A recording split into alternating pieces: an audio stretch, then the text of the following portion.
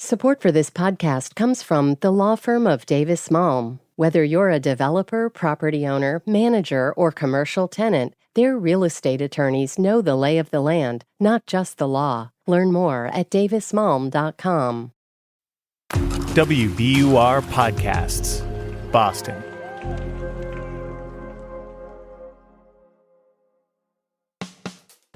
I'm Daryl C. Murphy, and you're listening to The Common.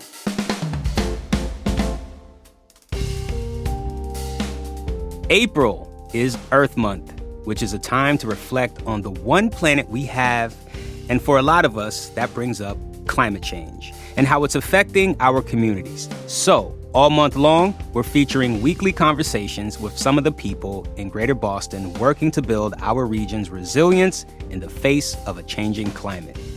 Today's guest is James Comiskey, an activist with Extinction Rebellion, a global environmental movement that aims to use nonviolent civil disobedience to compel government action on climate change. He's also a co-leader of Boston's Rainbow Rebellion, which is an offshoot of the group focused on the intersection of climate and LGBTQ issues. James, thank you so much for coming through to The Common. Thank you for having me. It's a pleasure to be here. So, James, let's start with the last part of your introduction, you being co-lead for Rainbow Rebellion. Tell us why climate change is an LGBTQ issue. It's an LGBTQ issue because the impacts of climate change that we're going to see, we're already seeing, and that we will see in the future, will have an adverse effect on the queer community. The reasons for that are the queer community sees higher rates of homelessness, poverty, food insecurity. So when climate change is going to have adverse weather effects, the queer community will face the worst effects of that because they're already an at-risk community.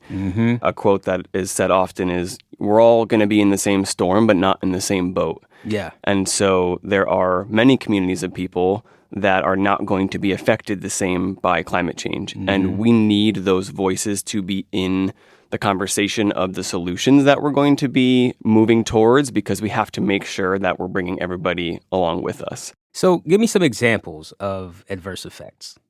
Right. So let's talk about first sea level rise. Yep. Some people may not know that cities and coastal towns are up to 3 times more LGBTQ dense than the rest of the country, meaning places like Boston, San Francisco, Seattle. A lot of these coastal cities are where queer people have gone because cities tend to be more progressive and accepting of the queer community. And so there's more queer people centered in those areas where sea level rise is going to affect the hardest. I do want to zoom out for a second and talk about your work, both in Extinction Rebellion and Rainbow Rebellion. Y'all do these big public demonstrations, blocking traffic, die-ins. Talk to me about the strategy behind this. Why use these tactics?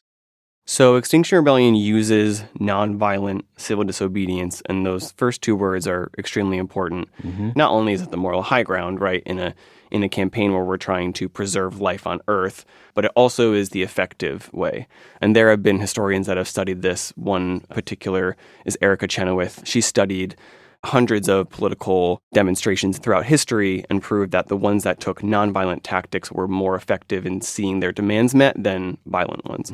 So that's just a principle of Extinction Rebellion. We do use more flashy and sometimes controversial protest tactics, but always nonviolent. The reason why we take this route is because we think that the system is designed to fail to combat climate change.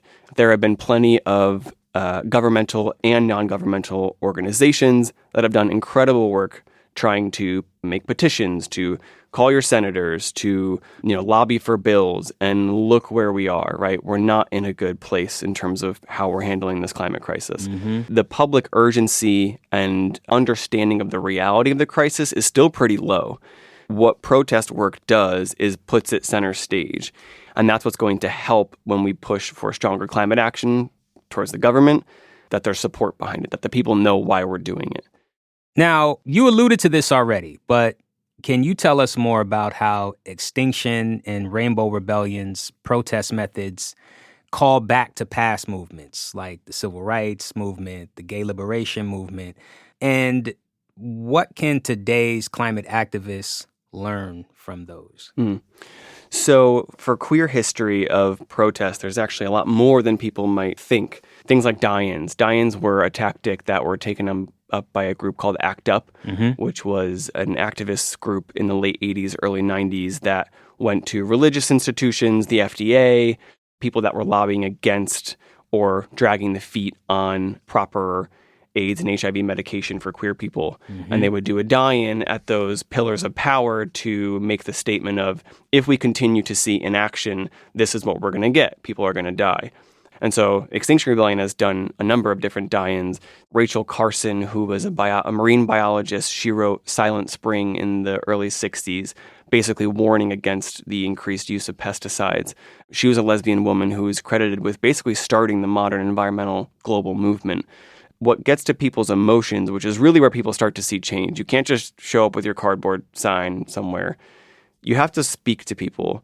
And especially if you want to get media attention, the protest tactic has to be a little bit flashier. It has to have aspects of gravity or humor or joy. That's all things that I think the queer community embodies so well and has a lot of perspective to bring. James, we're going to take a quick break here, but when we get back, I guess I want to talk a little bit more about the landscape of this fight to raise awareness about climate change and just what you think needs to happen moving forward. So we're going to talk about that. We'll be right back.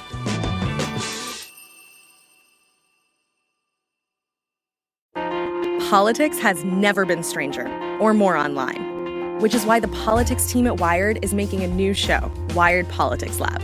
It's all about how to navigate the endless stream of news and information and what to look out for. Each week on the show, we'll dig into far-right platforms, AI chatbots, influencer campaigns, and so much more.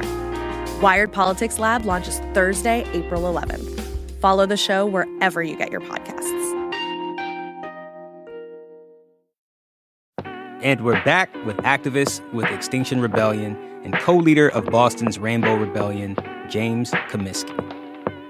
James, I want to ask you about the climate activism landscape right now here in Greater Boston and just how the LGBTQ community fits into it.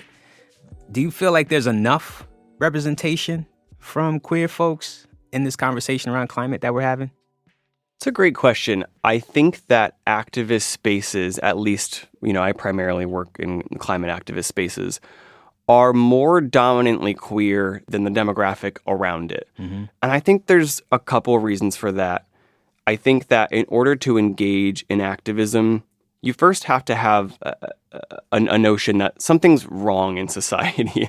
You're not going to engage in activism if you think things are pretty much going okay. And I think queer people, by very nature, have to grow up and question that.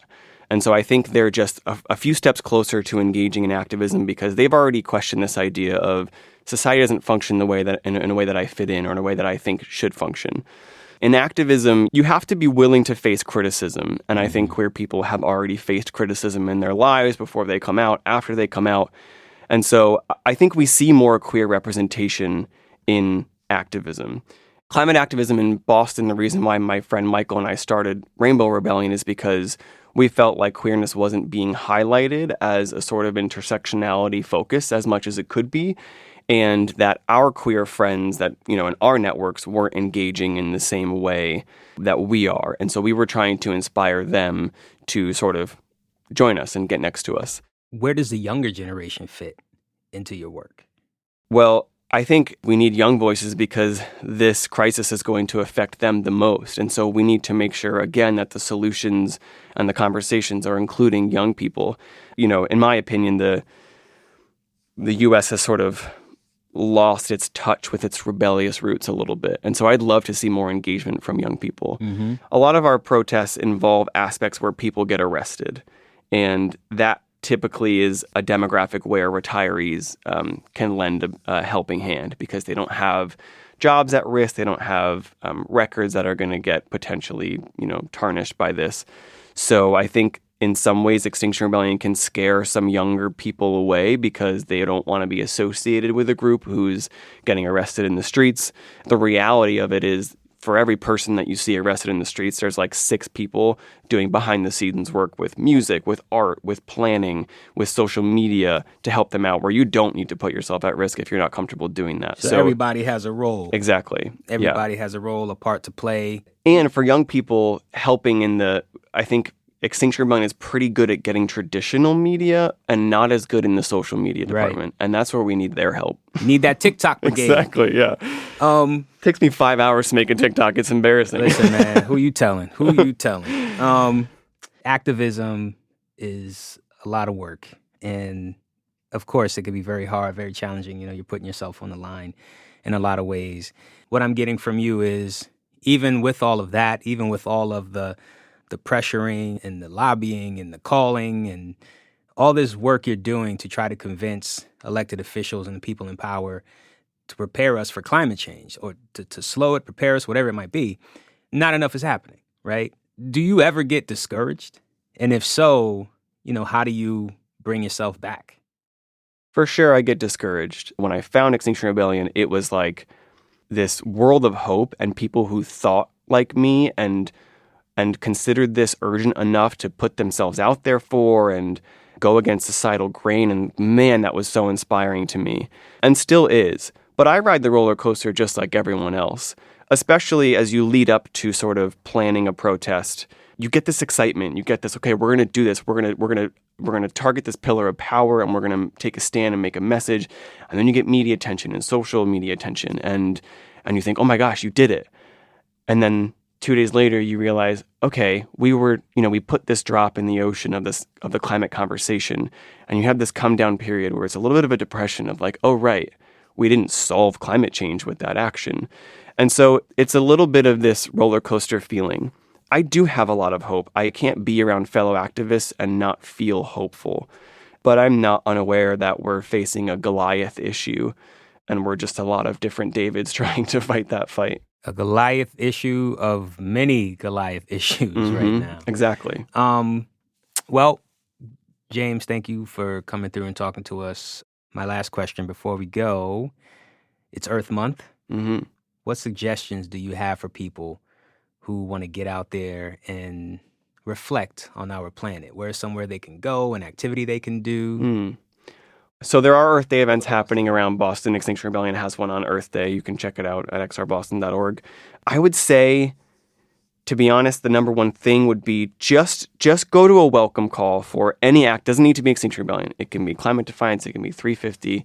But I really think that people, the first step they should take is engaging in activism. So that's what I would say. Find an Earth Day activity with an activist organization, and then keep the conversation after that.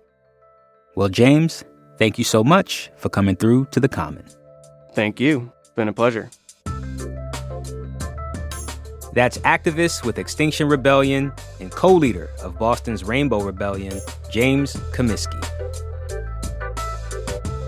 And that's our show for today. Thank you so much for listening to The Common. Let us know what some of your Earth Month plans are. Hit us up on Instagram at WBURTheCommon, or send us an email at thecommon@wbur.org. I'm Daryl C. Murphy, and I will talk to you tomorrow.